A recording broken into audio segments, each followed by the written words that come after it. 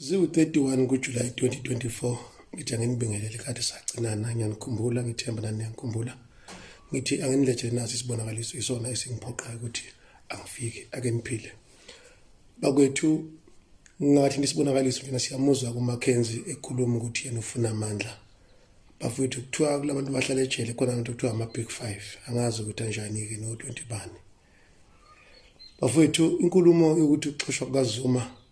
hayi phela bafowethu mangabe uyindoda engenasimilo unkosikazi mayithi ikhulumane uyayimxosha usungenangqondo bafowethu ukuhlekisa ngesapha lokugcina lika Jesu kubekwe nonkiloyi kuma Olympics ulaka nizolibona isibonakaliso bafowethu ngomhlomunye uthi uNkulunkulu bonke abantu abalwa inkululeko yabantu bakhe isikhathi sesifikile manje bazolibona ulaka lakhe ilokho bafowethu kungeza ukuthi ngize ngiqophe le video namhlanje ake niphile umusa mina wakashabalala bafowethu ngomhlomunye ngibe nesibonakaliso lapho kufike khona isithunya bafowethu sakhuluma nami sathi isikhathi sokuthi abantu bakhululeke sesifikile ngixwayisa ke labo abalumelana nokuthi abantu bengakhululeka abathatha imali abasekelayo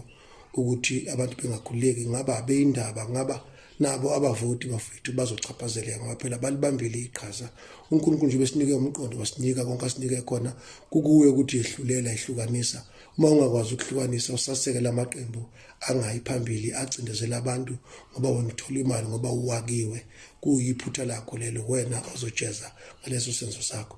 lithi ke izwi bantu baNkulunkulu abantu abacindezela inkululeko yabantu bazofelwa amasibulo baphinde futhi bafelwe na uthunjana babo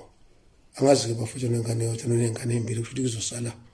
kungenalutho bhekanike bafuthu watch the space sisho njalo ifundiswa ningathi kwasho mina ngibulalanga umuntu mina nginikeza inkulumo ninake eniphansi phezulu nithatha imali nenzani nicindezela abantu bafuthu uNkulunkulu uyaxolela nisangaphendukani amazulu avumile amazulu ahlule athi abantu abakhululeke abansundu nababhisholo nabamhlophe black brown and white bafethu uNkulunkulu uthi abakhululeke the time is now kusho ke bafethu lokho ngihlekiswa na inkulumo kezenu zokuthi uZuma bekungafanele bekufanele axoshwe hey bekufanele enze njani bafethu uwayekethe uZuma akahambe ku-ANC uma yona kithi yamxosha sazi ukuthi yaku-DA akobeke niyabona ke bafethu kodwa ke bekufanele ukuthi kwenzeke okwenziwa yilabo abantu banamandla abawathathe ngenkani ngeGNU igunundu ke bafethu inhlangano embi thina ngesizulu sakithi bafethu abantu bahlekisa ngomdali njengoba sebesebenza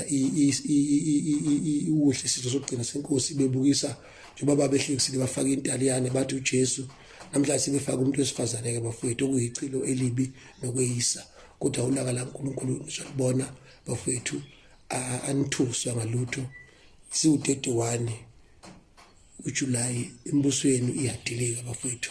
ngisho kini-ke bafethu nonke-ke enisekela iqiniso nabasekela umkhonto bafethu nabasekela liphi iqembu naliphi iqembu elimele iqiniso qinani bafethu ningethuki ningethuswa inyoka efile umbuso wamanga uzophela umhlaba wonke jikelele iningizimu Afrika iAfrika nasemhlabeni kwazini lokho ngingidlulisela lokhu phezulu lokho bafethu namhlanje nge31 ke ngivuka noJoseph uBhekiziswa kaMlwana wamambazo